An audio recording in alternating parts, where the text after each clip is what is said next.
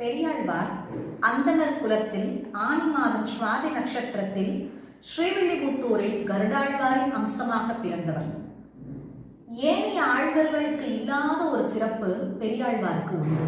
ஆம், ஆண்டாளை திருமாலின் துணைவியாகிய லக்ஷ்மியின் கோலத்தில் உள்ள ஆண்டாளை தனது மகளாக பாவித்து வளர்த்தவர். திருமாலுக்கே மாமனார் என்னும் ஸ்தானத்தில் இருப்பவர் பெரியாழ்வார். அதாவது பெரிய ஆழ்வார் என்ற பெயரை மருவி பெரியாழ்வார் என்று ஆகியிருக்கலாம். இவரது இயற்பெயர் விஷ்ணு சித்தர் என்பவரே. பெரும்பாலும் திருமாலை நாம் அலங்கார பிரியர் என்று கூறுவோம்.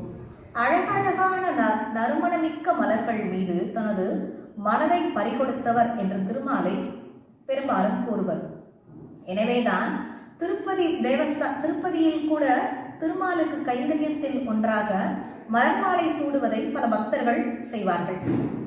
அதனை போன்று திருமாலுக்காக மலர் தொடுத்தலையே தனது வாழ்வின் பகுதியாக கொண்டு வாழ்ந்தவர் பெரியாழ்வார்.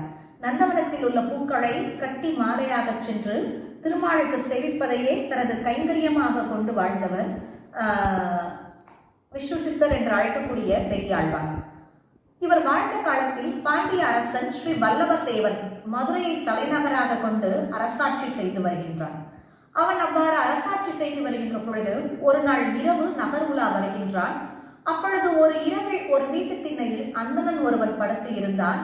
அவன் வடமொழியில் ஒரு ஸ்லோகத்தை கூறிக்கொண்டிருந்தான். அதனுடைய பொருளானது, மழைக்காலத்திற்கு தேவையான பொருளை அதற்கு முந்தைய 8 மாதங்களில் நாம் சேமிக்க வேண்டும்.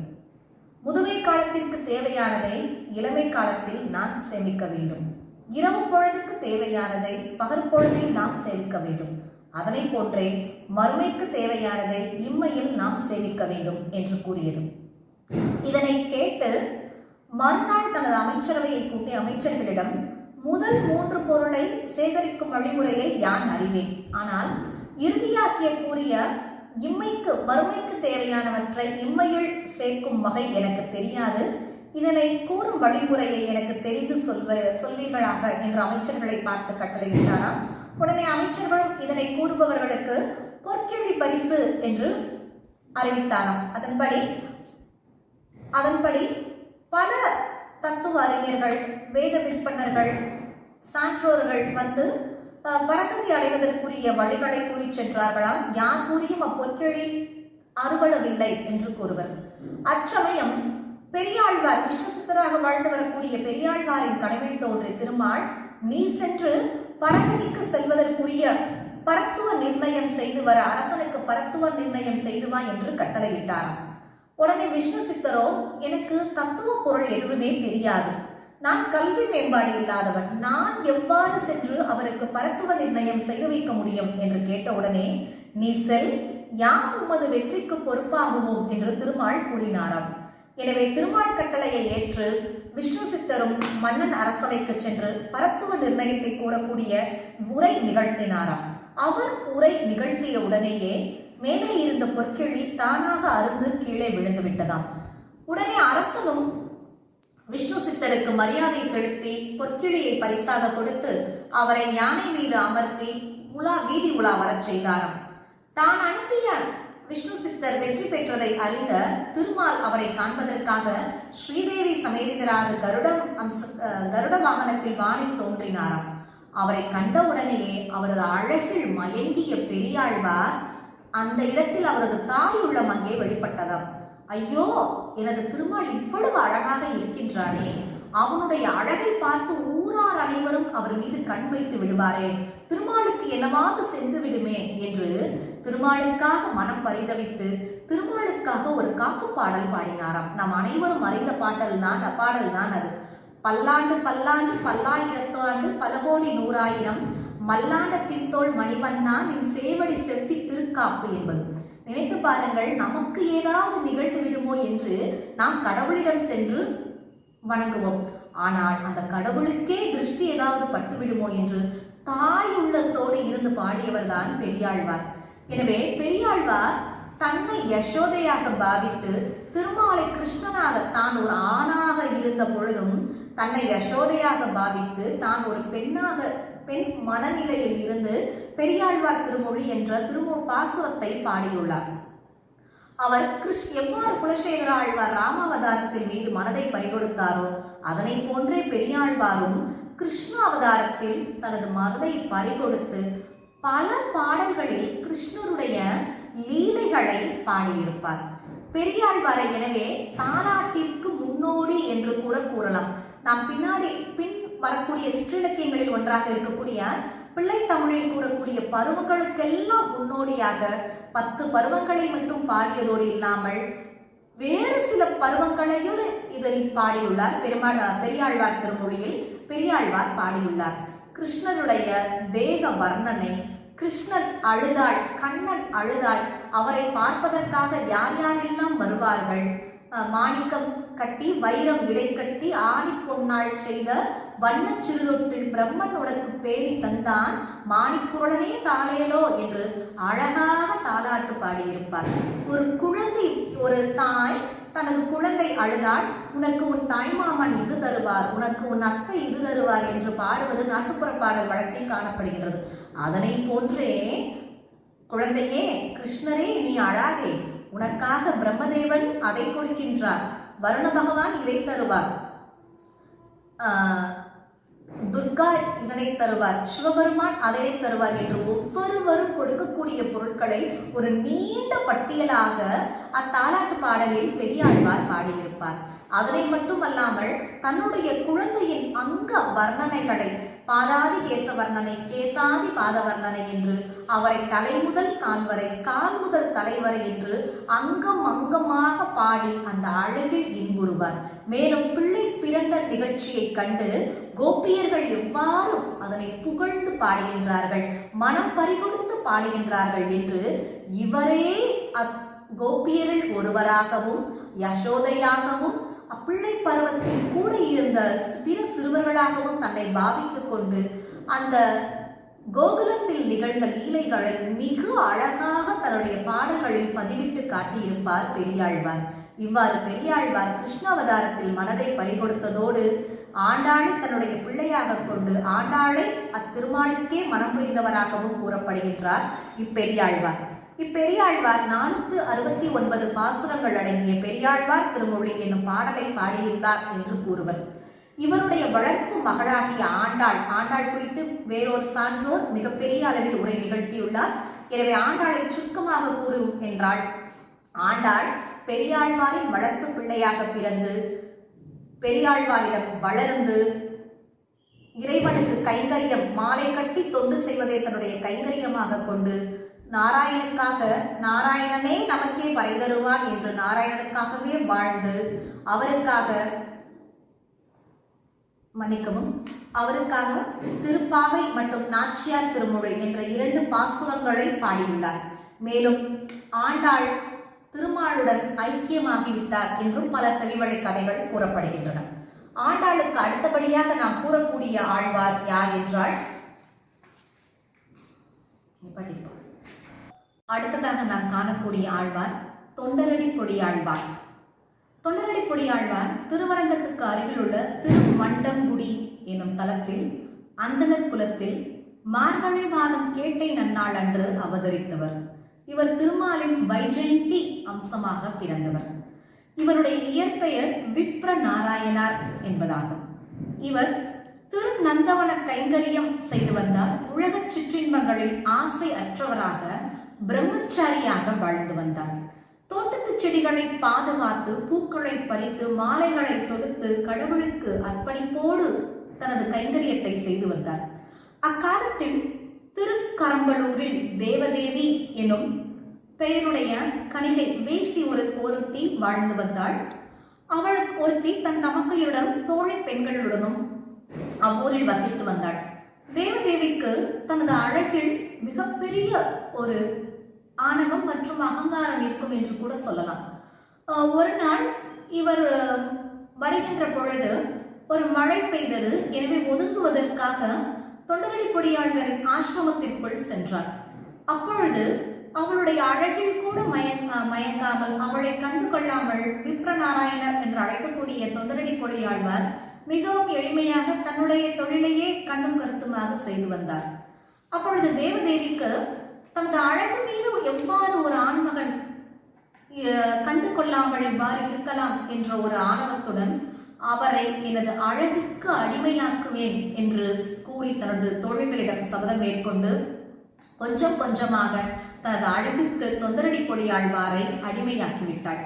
தொண்டரடி பொடியாழ்வார் பின்னர் எப்பொழுதும் தேவதேவியை மட்டுமே நினைத்துக் கொண்டு திருமாலுக்கு கைங்கரியம் செய்வதையே மறந்துவிட்டார். எப்பொழுதும் அவருடைய நினைப்பு தேவதேவியை மட்டுமே எண்ணிக்கொண்டே இருந்தது. திருமாலை எண்ணாமலே தன்னுடைய காலத்தை கழிக்க ஆரம்பித்தார். இவரை எவ்வாறாவது மீண்டும் நல்வழி திருத்த வேண்டும் என்று எண்ணிய திருமால் ஒரு சிறு திருவிளையாடலை செய்தார்.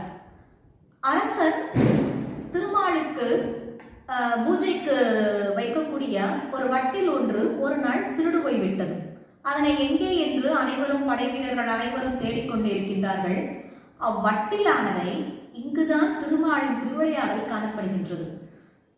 விப்ரநாராயணர் என்று அழைக்கக்கூடிய தொண்டரடி பொடியாழ்வாரின் சீடர் என்ன செய்தார் என்றால், அதாவது விப்ரநாராயணரிடம் பணம் பொருள் எதுவும் கிடையாது. தேவதேவிக்கும் பின்னர் விப்ரநாராயணனுடைய அன்பு புரிந்து அவர் மீது அவருடைய மனம் செல்ல ஆரம்பித்து விட்டது. ஆனால் தேவதேவியினுடைய அம்மாவிற்கோ தாயாரிற்கோ அவர் ஒரு சாதாரண துறவி, அவரிடம் இருந்து தனக்கு என்ன கிடைக்கும் என்பதால் தேவதேவியும் விப்ரநாராயணன் சந்திப்பதற்கு பல தடைகளை இட்டார். எனவே விப்ரநாராயணர் மறுபடியும் தேவதேவியை சந்திப்பதற்காக விப்ரநாராயணரின் சீடர் ஒருவர் அத்தங்க தட்டிலை தேவதேவியிடம் கொண்டு கொடுத்து விடுவார். அந்த சீடன் வடிவத்தில் வந்தவர் திருமால். இங்கு அவருடைய திருவிளையாடல் காணப்படுகின்றது. தேவதேவியிடம் கொண்டு செலுத்திய திருமால் வடிவில் உள்ள சீடரானவர், எனது குருவாகிய விப்ரநாராயணர் உங்களை சந்திப்பதற்காக தங்க வட்டிலை கொடுக்க கூறினார் என்று அவ்வட்டிலை கொடுத்ததோடு மட்டுமல்லாமல் இதற்கு காரணம் விப்ரநாராயணர் தான் என்று கூறிவிட்டு வந்தார். அங்கோ அரசர் தங்க வட்டிலை காணாமல் தேட துவங்கிவிட்டார். அதற்குள்ளாக தேவதேவியின் வீட்டில் அந்த தங்க வட்டில் இருப்பதை அறிந்து படை வீரர்கள் தேவதேவியை அவருடைய தாயாரை அழைத்து வருகின்றனர். அவருடைய தாயார் வந்தவர்களிடம் உங்களுக்கு ஏது இந்த தங்கவட்டில் என்று கேட்டதும் விப்ரநாராயணன் சீடர் தான் வந்து கொடுத்தார், விப்ரநாராயணன் தான் கொடுக்க கூறியதாக கூறினார் என்று கூறியவுடனே விப்ரநாராயணன் தான் திருடன் என்று அரசன் கூறி விப்ரநாராயணனுக்கு தண்டனை நிகழ்த்த வந்தார். அச்சமயம் திருமால் அவர்கள் முன்னர் தோன்றி விப்ரநாராயணனுடைய பக்தியை வெளிப்படுத்தினார். இவ்வாறு ஒரு பக்தன் தவறு செய்கின்ற நேரம் தவற்றிலிருந்து அவ்வக்தனை திருப்புவதற்காக மனம் திரும்புவதற்காக கடவுளே இறங்கி வருவார் என்னும் செய்தியை விப்ரநாராயணனுடைய வாழ்க்கையின் வழி திருமாலானவர் நிரூபித்து விட்டார். எனவே தொண்டரடி பொடியாழ்வார் அதன் பின்னர் திருமாலின் தொண்டர்களுக்கு தான் அடிப்பொடியாக இருந்து தொண்டு செய்வதையே தன்னுடைய வாழ்க்கையாக கொண்டு வாழ்ந்து வந்தார். இவர் பாடியதாக திருமாலை மற்றும் திருப்பள்ளி எழுச்சி ஆகிய 2 பாசுரங்களை கூறுவர். தொண்டரடி பொடியாழ்வார் கிரந்தங்கள் திருமாலை திருப்பள்ளி எழுச்சி ஆகும். இவ்வாறு திருவரங்கனுக்காகவே வாழ்ந்து வந்தவராக தொண்டரடி பொடியாழ்வாரை கூறுவர். ஒரு சாதாரண மனிதன் தான் தவறு செய்து அதிலிருந்து மீள்வதற்கு அப்பரமனுடைய பாதத்தை சரணாகதி அடைந்தாலே நாம் மீண்டுவிடலாம் எனும் சீரிய தத்துவத்தை நாம் தொண்டரடி பொடியாழ்வாருடைய கதையின் வழியாக வரலாறு வழியாக அறிந்து கொள்ளலாம். அடுத்தபடியாக நாம் காணக்கூடியவர் திருப்பான் ஆழ்வார். திருப்பானாழ்வார் அவருடைய பெயரிலேயே அவருடைய என்ன கூறுவது, அவருடைய வர்ணமானது தெரிகின்றது. அதாவது 5வது வர்ணமாகிய அந்த பாணர் என்னும் வர்ணத்தில் தோன்றியவர் தான் திருப்பானாழ்வார். கடவுளை வழிபடுவதற்கு ஜாதி ஒரு தடையல்ல என்பதை நிரூபிப்பதற்காக திருப்பானாழ்வார் வரலாறை நாம் இங்கு அறிந்து கொள்ளலாம். அதற்காக அவரை கடவுள் தோற்றுவித்தார் என்று கூட நாம் கூறிவிடலாம். இத்திருப்பானாழ்வார் கருவிலே திருவுடையவராக தோன்றியவராக இருக்கின்றார். அரங்கன் மீது ஆறாத பக்தி உடையவராக இருக்கின்றார். தான் 5வது குலமாக தோன்றியதனால் 5வது வர்ணத்தில் தோன்றியதனால் அவரால் அக்காலத்தில் தீண்டாமை எனும் கொடிய அரக்கன் சமூகத்தில் இருந்ததால் சில குறிப்பிட்ட வர்ணங்கள் கோயிலுக்குள் செல்ல முடியாத சூழல் இருந்துள்ளது. எனவே இவர் பாணர்கள் குலத்தில் தோன்றியதனால் எந்நேரமும் தன் கையில் பான் எனும் இசைக்கருவியினை வைத்து பாடலை பாடி திருமாலை வழிபடுவதையே தன்னுடைய தொழிலாக கொண்டு இருந்தார். எனவே கோயிலுக்குள் அவரால் செல்ல முடியாது. கோயில் முன் நின்று கடவுளை வணங்கி கொண்டு வந்துள்ளார். திருப்பாணாழ்வாரின் பக்தியை உலகிற்கு மெய்ப்பிப்பதற்காக திருமால் ஒரு நாள் இரவு திருமஞ்சன நீர், தனக்கு அபிஷேகத்திற்காக திருமஞ்சன நீர் எடுத்து வரக்கூடிய லோகசாரங்கன் என்ற முனிவரின் கனவில் தோன்றி, என்னுடைய பக்தனாகிய திருப்பாணாழ்வார் அங்கு காவிரி நதி கரையில் நின்று என்னை புகழ்ந்து பாடிய வண்ணம் இருப்பான், அவரை சென்று நீ என்னுடைய கோயிலுக்கு என்னை தரிசிப்பதற்காக அழைத்து வா. அவர் வரமாட்டார். அவர் வரவில்லையாயினும் நீ உனது தோளில் அவரை வைத்து இங்கு அழைத்து வா என்று கூறிவிடுவார். லோகசாரங்க முனியும் கடவுளின் வாக்கினை மெய்ப்பிப்பதற்காக அதே போன்று காவிரி நதிக்கரையில் சென்று பார்த்தால் அங்கு திருப்பாணாழ்வார் திருமாலின் சிறப்பினை புகழ்ந்து பாடிக்கொண்டிருப்பார் தன்னுடைய இனிய பாடல்களால். உடனே அங்கு சென்ற லோகசாரங்க முனிவர், கடவுளினுடைய கட்டளை உங்களை கோயிலுக்கு அழைத்து வருவது, ஆலயத்திற்குள் அழைத்து வருவது என்று கூறுவார். ஆனால் அவரோ தான் பிறந்த குலத்தினை மனதில் கொண்டு நாங்கள் எல்லாம் கோயிலுக்குள் வரக்கூடாது என்று கூறுவார். நீங்கள் வரமாட்டீர்கள் என்று கூறுவீர்கள், அதற்காக உங்களை தோளில் சுமந்து வருமாறு கடவுள் கட்டளையிட்டிருக்கிறார் என்று கூறி லோகசாரங்க முனி அவரை மன்னிக்கவும் அவரை தோளில் சுமந்து கொண்டு கோயிலுக்குள் அழைத்து வருவார். அவ்வீதிகளிலே உலா வந்து யோசித்து பாருங்கள். அத்தகைய காலகட்டத்தில் ஒரு அந்தணர் குலத்தில் தோன்றிய ஒரு முனிவர் ஒரு 5வது வருணாசிரமத்தில் இருக்கக்கூடிய ஒரு மனிதனை தோளில் சுமந்து கொண்டு கோயிலுக்குள் வருகின்றார். இங்கும் ஒரு அடுத்த ஆச்சரியம் காத்து கொண்டுள்ளது. திருப்பாணாழ்வார் கோயிலுக்குள் நுழைவதற்கு முன்னரே திருமால் அங்கு அவரை வரவேற்கும் முகமாக கோயில் வாசலில் நின்று தம்பதி சமேதராக, அதாவது லக்ஷ்மி தேவியினோடு அவரை வரவேற்பதற்காக காத்து கொண்டிருந்தாராம். திருப்பாணாழ்வார் தம்பதி சமேதமாக இருக்கக்கூடிய திருமாலின் கல்யாண கோலத்தை கண்டு ரசித்து, அமலன் ஆதிபிரான் அடியார்க்கு என்னை ஆட்படுத்திய விமலன் என்று தொடங்கி திருவரங்கத்தில் அருள் கொண்டிருக்கும் திருமாலை புகழ்ந்து அவருடைய அங்கத்தை புகழ்ந்து கேசாதி பாதமாக திருமாலின் தோற்றவர்களை மிக அழகாக தரும் 10 பாடல்களால் பாடி முடிப்பார்.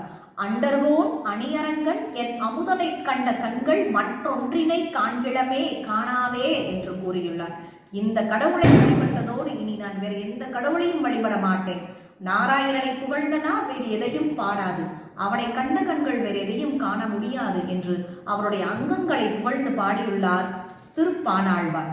அதாவது கடவுளை வழிபடுவதற்கு ஜாதி ஒரு தடையல்ல என்பதை திருப்பாணாழ்வார் கதையின் மூலமாக நாம் அறிந்து கொள்ளலாம். அடுத்ததாக நாம் காணக்கூடிய ஆழ்வார் திருமங்கை ஆழ்வார் என்பவராகும். இவர் சோழ மண்டலத்தில் திருமங்கை என்னும் நாட்டில் திருநகரிக்கு அருகே உள்ள திருக்குறையலூரில் அவதரித்தவர். மறவர்குடியில் பிறந்தவர் என்று இவரை குறிப்பிடுவர். சோழ மன்னனின் படைத்தளபதிகள் ஒருவருக்கு குமாரராக கார்த்திகை மாதம் கார்த்திகை நாளில் அவதரித்தவர் இவர். இவர் திருமாலின் சாரங்கம் எனும் வில்லின் அம்சமாக தோன்றியவர் என்று கூறுவர். இவரது இயற்பெயர் நீலன் என்பதாகும். இவர் தனது குல மரபுப்படி இயற்கையிலேயே வில் வாழ் வித்தைகளில் சிறந்தவராக இருந்து மிகச்சிறந்த வீரனாக இருந்தார். எனவே சோழ மன்னனால் அவருடைய படைக்கு அழைக்கப்பட்டு அங்கும் அவருடைய சிறப்பு தெரிந்து ஒரு நாட்டிற்கு சிற்றரசனாக நியமிக்கப்பட்டவர். அவர் சிற்றரசனாக இருந்தபடியால் சோழ மன்னனுக்கு கப்பம் கட்ட வேண்டும் என்பது விதி. இவ்வாறு அவர் வாழ்ந்து வருகின்ற காலத்தில் அந்நகரத்தில் தேவமாதர்கள், அங்கு இருக்கக்கூடிய திருவெள்ளக்குளம் எனும் குளத்தில் தேவமாதர்கள் வந்து குளிப்பார்கள் என்பது ஒரு செய்தியாக சொல்லப்பட்டுள்ளது. அவ்வாறு குளித்துவிட்டு செல்கின்ற பொழுது ஒரு நாள் ஒரு தேவமாது மீண்டும் செல்லாமல் அங்கு தனித்து விடப்பட்டு விட்டாள். அழகான இளம்பெண் தனியாக இருப்பதை அறிந்து அவ்வூரில் உள்ள ஒரு வைத்தியர் அவளை அழைத்து சென்று அவருக்கு வைத்தியருக்கு குழந்தை கிடையாது. எனவே அக்குழந்தையையே இளம்பெண்ணையே தங்களுடைய வளர்ப்பு மகளாக எண்ணி வளர்க்க ஆரம்பித்தனர். அவ்வைத்தியர் இளம்பெண்ணை கண்ட பொழுது அவள் ஒரு தாமரை மலரை பறித்துக் கொண்டிருந்தாள். எனவே அவளுக்கு பெயரை குமுதவல்லி என்று வைத்தனர். அவ்வாறு இருக்கின்ற பொழுது அந்த குமுதவல்லியை நமது திருமங்கையாளர், நீலன் என்று அழைக்கப்படக்கூடிய திருமங்கையாழ்வார் அப்பெண்ணின் அழகில் மயங்கி அப்பெண்ணை திருமணம் செய்ய வேண்டும் என்று எண்ணுகின்றார். அந்த தனது நினைப்பினிலே சென்று குமுதவள்ளியிடம் கேட்கின்ற பொழுது, நான் திருமணம் செய்தால் ஒரு வைணவ ஆணை மட்டும்தான் திருமணம் செய்வேன் என்று கூறியவுடனே நீலனும் அங்கிருந்து திருநறையூர் சென்று அங்குள்ள எம்பெருமான் என்றவரிடம் சென்று திருச்சக்கரம் சங்கு இலச்சினைகளை தனது தோளில் பொறித்துக் கொண்டார். அது மட்டும் இல்லாமல் 12 திருநாமங்களையும் தன் மீது திருமணம் வைத்து இட்டுக்கொண்டு குமுதவல்லியிடம் சென்று, இப்பொழுது நான் வைணவனாகிவிட்டேன், என்னை திருமணம் செய்து கொள் என்று கேட்கின்றார். உடனே குமுதவல்லி, இது மட்டும் போதாது, நீங்கள் இன்னொரு விரதமும் எனக்காக இருக்க வேண்டும். ஓர் ஆண்டிற்கு தினமும் 1008 வைணவர்களுக்கு நீங்கள் உணவளிக்க வேண்டும் என்று கூறுகின்றார். இதற்காகவும் சரி என்று ஒப்புக்கொள்கின்றார் நீலன் என்று அழைக்கக்கூடிய திருமங்கையாழ்வார். எனவே தினமும் 1008 அந்தணர்களுக்கு, அதாவது வைணவர்களுக்கு உணவு அளிப்பதற்காக தன்னுடைய பணம் கொஞ்சம் கொஞ்சமாக கொடுக்க ஆரம்பிக்கின்றார். எனவே அவரிடம் பணம் தன்னுடைய செல்வம் குறைய ஆரம்பிக்கின்றது. செல்வம் குறைந்ததனால் அவரால் மன்னனுக்கு கப்பம் கட்டவில்லை. கப்பம் கட்ட இயலவில்லை என்பது தெரிந்தவுடனே மன்னர் அவர் மீது படையெடுத்து வருகின்றார். ஆனால் இவர் தன்னுடைய ஆடல்மா என்னும் குதிரை கொண்டு அம்மன்னனை எதிர்த்து மிக வீரமாக போரிடுகின்றார். பின்னர் இதனை அறிந்து மன்னனே அவர் மீது போர் தொடுத்து வருகின்றார். அதன் பின்னர் சோழ மன்னனுக்கு அவருடைய வீரச்சிறப்பு தெரிந்து அமைச்சரிடம் அவரை ஒப்படைத்து விட்டு செல்கின்றார். அவருடைய வீரத்தினால் தான் மகிழ்ந்து அவரால் எப்பொழுது முடியுமோ அப்பொழுது கப்பம் கட்ட கூறுங்கள் என்று செல்கின்றார். உடனே அமைச்சரும் எப்பொழுது கொடுப்பீர்கள் என்று கூறியவுடனே திருமாலை எண்ணி இவர் வேண்டியவுடனே திருமால் அவருக்கு ஒரு குறிப்பிட்ட இடத்தில் பணம் இருப்பதை கூறி அந்த இடத்தில் இருக்கக்கூடிய செல்வத்தை எடுத்து அமைச்சருக்கு கொடுத்து விடுகின்றார். இவருடைய இந்த திருமாலை இவருக்காக பணம் கொடுத்த நிகழ்வை அறிந்த உடனேயே சோழ மன்னர் தன்னுடைய தவறிற்கு அவரிடம் மன்னிப்பு கேட்டு அவரை மீண்டும் சிற்றரசராக நியமித்து விடுகின்றார். அதன் பின்னரும் தினந்தோறும் கடவுளுக்கு செய்யக்கூடிய கைங்கரியங்களுக்கு பணம் போதாமையால் இவர் மீண்டும் அடுத்து என்ன செய்ய ஆரம்பிக்கின்றார் என்றால், வழிப்பறி கொள்ளையானாக மாற ஆரம்பிக்கின்றார். தன்னுடைய நண்பர்களுடன் சேர்ந்து தினமும் ஒவ்வொரு வழியிலும் நின்று மக்களிடம் பணத்தை கொள்ளையடித்து அந்தணர்களுக்கு வைணவர்களுக்கு உணவு வழங்குவதை தன்னுடைய கொள்கையாக கொண்டு வாழ்ந்து வருகின்றார். அவ்வாறு வருகின்ற பொழுது இவரை மீண்டும் திருத்த வேண்டும், இவரை தன்னுடைய பாதையில் கொண்டு செலுத்த வேண்டும் என்ற நோக்கில் திருமாலும் வயலூரில் உள்ள மணவாள பெருமாள் லக்ஷ்மி தேவியுடன் தோன்றி ஒரு திருமணம் முடித்து வரக்கூடிய மணமகன் மற்றும் மணமகளாக அவ்வழியில் வருகின்றனர். அவர்களை பார்த்தவுடனே அவர்களிடம் இருக்கக்கூடிய நகைகளை கொள்ளையடிக்கும் நோக்கத்தில் அவர்களை வழிப்பறி செய்து அவர்களுடைய நகைகளை எல்லாம் கழட்ட கூறுகின்றார் நீலன், அதாவது திருமங்கையாழ்வார். உடனே அவர்களும் தங்களுடைய அனைத்து நகைகளையும் கழற்றி கொடுத்து விடுகின்றனர். அப்பொழுது மணவாள மாமுனிகளாக இருக்கக்கூடிய திருமாலினுடைய காலில் இருக்கக்கூடிய ஆழியை கலற்ற முடியவில்லை. உடனே சிறிதும் தயக்கம் காட்டாது நீலன் அதனை தன்னுடைய பற்களால் கடித்து அதனை எடுத்து வருகின்றார். உடனே திருமால் அவரை பார்த்து, நம் கலியனோ நீ என்று கூறுகின்றார். அதற்கு பொருள் அறியாது அவர் விழித்துவிட்டு அவர்களிடம் இருந்து பெற்ற அத்தனை நகைகளையும் ஒரு மூட்டையாக கட்டி தூக்கிச் செல்ல எத்தனிக்கின்றார். ஆனால் அவரால் அதனை தூக்க முடியவில்லை. இதை கண்டவுடனே நீலனுக்கு மிகவும் கோபம் வந்து விடுகின்றது. நீ யார், மந்திரவாதியா? என்ன மந்திரம் போட்டு விட்டாய்? இந்த மூட்டைகளை நான் தூக்க முடியவில்லையே அப்படி என்று கூறியவுடனே, நீ வயலாளிக்கு வா, நான் யார் என்று காட்டுகின்றேன் என்று கூறிவிட்டு அவர் கடந்து விட்டார். பின்னரும் இவர் தன்னுடைய வாளை வைத்து அவரை நெருக்குகின்ற பொழுது திருமால் நீலனுடைய காதில் மந்திரத்தை உபதேசித்தார். நாராயணா எனும் மந்திரம் அவருக்கு தெரிந்த உடனேயே தனது தவறுகள் தெரிந்து திருமாலிடம் தன்னை மன்னிக்கும்படியாக கேட்க ஆரம்பிக்கின்றார். அறியாமை இருளில் அகப்பட்டு கிடந்து தான் மீண்டும் திருமாலுக்கு கைங்கரியம் செய்யக்கூடிய அந்த நிலைக்கு வந்தவுடனே திருமால் மீது பாசுரங்கள் நிறைய பாடி திருமாலுக்காக மங்களாசாசனம் செய்வதற்காக ஒவ்வொரு தலங்களாக சென்று திருமால் மீது பாடல்களை பாடத் தொடங்குகின்றார். வாடினேன் வாடி வருந்தினேன், மனத்தால் பெருந்துயர் இடும்பையில் பிறந்து கூடினேன், கூடி இளையவர் தம்மோடு அவர் தரும் கலவியே கருதி ஓடினேன், உயிர்வதோர் பெருளாள் உணர்வெனும் பெரும்பதம் தெரிந்து நாடினேன் நாடி நான் கண்டுகொண்டேன் நாராயணா எனும் நாமமே என்று கூறி, நாராயணா எனும் நாமத்தை நாம் ஜெபித்தால், நாம் ஓதினால் நமக்கு முக்தி கிடைக்கும் எனும் பெரும் தாத்பரிய கோட்பாட்டினை நாம் நாம் திருமங்கையாழ்வார் வாழ்க்கையின் மூலமாக நாம் அறிந்து கொள்ளலாம். திருமங்கையாழ்வார் திருமாலின் 6 அங்கங்களை நினைவூட்டும் விதமாக 6 பாடல்களை 6 பாசுரங்களை பாடியுள்ளார். பெரிய திருமொழி, திருநெடுந்தாண்டகம், திருகுடுந்தாண்டகம், சிறிய திருமடல், பெரிய திருமடல், திரு எழுங்கூட்டு இருக்கை என்று 6 பிரபந்தங்களை பாடியுள்ளார். இந்த 6 பிரபந்தங்களும் திருமாலின் 6 அங்கங்களை நினைவூட்டுவதாக இருக்கின்றன. இவர் பின்பு திருஞான சம்பந்தரோடு போட்டி போட்டு பாடல்களை பாடியுள்ளார். பௌத்த விகாரங்களை கொள்ளையிட்டு அங்குள்ள தங்க புத்த சிலையை வைத்து கோயில் கட்டுவதற்கு நிதி கொடுத்துள்ளார் என்றெல்லாம் இவரை பற்றி இன்னும் பல செய்திகள் கூறப்படுகின்றன. கால சுருக்கத்தின் காரணமாக விரிவாக கூற இயலவில்லை. இவ்வாறு நாம் முழு பக்தியோடு கடவுளுக்கு ஒரு தொண்டாற்றினால் அது கடவுளே நம் முன்னாடி வந்து தோன்றுவர், நம் கண் முன்னர் தோன்றுவர் என்னும் கதையினை என்னும் நீதியினை திருமங்கையாழ்வார் வரலாற்றின் மூலமாக நாம் அறிந்து கொள்ளலாம். இறுதியாக கூறக்கூடியது மதுரகவி ஆழ்வார். முன்னரே மதுரகவி ஆழ்வார் பற்றிய குறிப்பு நாம் அறிந்ததே. நம்மாழ்வாரின் சீடராக இருந்தவர் மதுரகவி ஆழ்வார். நம்மாழ்வாருக்கு மட்டுமே தனது தொண்டினை கொண்டு வாழ்ந்தவர் மதுரகவி ஆழ்வார். கண்ணினும் சிறுத்தாம்பு என தொடங்கும் 10 பதிகத்தினை 10 பாடலை, அதாவது ஒரு பாசுரத்தை பாடியவர் மதுரகவி ஆழ்வார். தொண்டருக்கு தொண்டு செய்வதையே தன்னுடைய நோக்கமாக கொண்டு வாழ்ந்தவர். இவ்வாறு 12 ஆழ்வார்களும் தாங்கள் வாழ்ந்த முறையினால் கடவுளுடைய முக்தி பேறு பெற்று பரபக்தி நிலையினை அடைந்தார்கள். அவர்கள் கூறிய பாசுரங்களை நாம் மனம் கொள்வதன் மூலமும் அவர்கள் வாழ்க்கையினை பின்பற்றுவதன் மூலமாகவும் நாமும் வீடு பேறு பெற்று அடைவோம் என்பதில் எல்லளவும் மையமில்லை. எனக்கு இத்தகைய நல்ல வாய்ப்பை வழங்கிய காரைக்குடி கம்பன் கழகத்தினருக்கும் முனைவர் பழனியப்பன் அவர்களுக்கும் என் சிரம் தாழ்ந்த நன்றிகள். வணக்கம்.